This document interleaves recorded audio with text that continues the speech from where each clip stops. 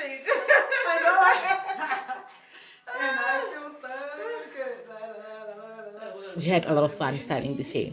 Okay, so today it's a Vixen Crochet hairstyle. You know, when you want a bigger afro, longer hair, or just some more volume, a Vixen Crochet is one way of doing that. So, you can see that she enjoyed it, right? Hey guys, welcome to my channel. Thank you so much for tuning in. Thank you for coming by. I blow dry the hair so that I can blend it better with the hairpiece we will be using, which resembles blow dried hair. When blow drying hair, always use a heat protectant, guys, to protect your hair against heat damage. I use the tension method to blow dry slightly. That is because I don't need very straight hair for this hairstyle. And using a comb or a brush when blow drying very coily hair is sometimes painful, and that is why I'm using my hand to apply some tension on the hair. I divided the hair into 4 sections, and I'll be leaving out some hair around them, which I am now braiding. The good thing about Vixen is the multiple styling options because there is leave out hair in the middle of the head as well. And then I braid the 4 sections where I'm going to crochet the hairpiece in a spiral pattern.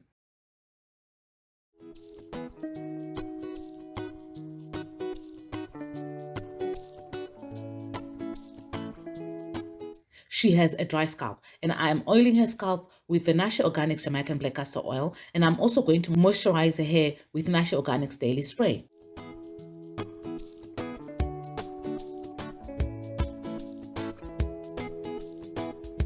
I crochet the ends of the braid into the cornrows. I prefer this way because it is easier for her to undo, even on her own.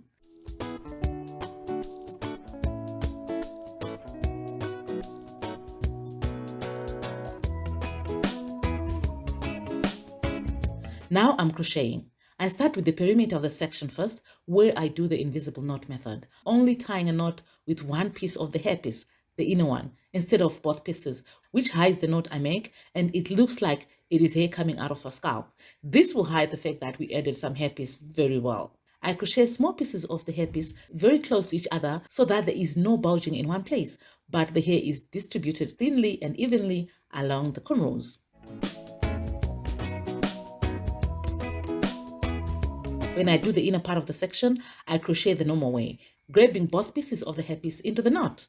Before I forget to mention, not that I said I should, but in case you'd like to recreate this hairstyle, I'm using Darling Mali Kinky in color 1, which looks more like a 1B, and I only use 1 pack. Now I'm undoing the perimeter of each section, the leave out hair.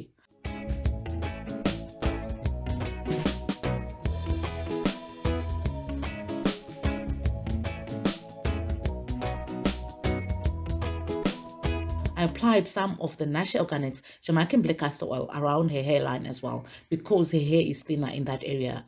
Using a fine-toothed comb, I raked her hair to blend it with the hairpiece.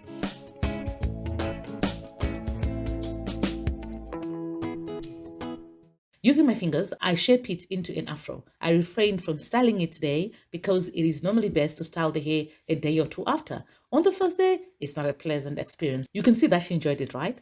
I also did enjoy styling her hair. She is a precious soul, this one. I'm telling you. You just need to meet her once to know that. Thank you so much for watching, you guys. I really appreciate you.